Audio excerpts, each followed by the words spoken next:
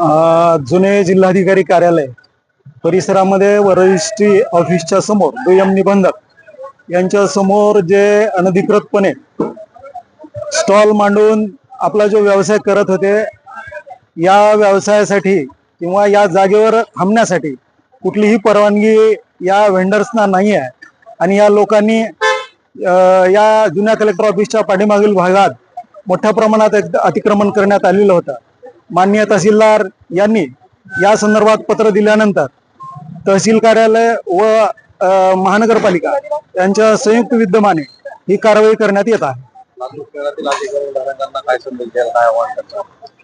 लातूर शहरातील जे व्यापारी आहेत, नागरिक आहेत, यांना मी आपणाद्वारे आवाहन करू इच्छितो की जे अतिक्रमण झालेलं आहे, रस्त्यावर झालेलं असेल, सरकारी जागेवर झालेलं असेल, ते आपण स्वतःहून काढून घ्यावं.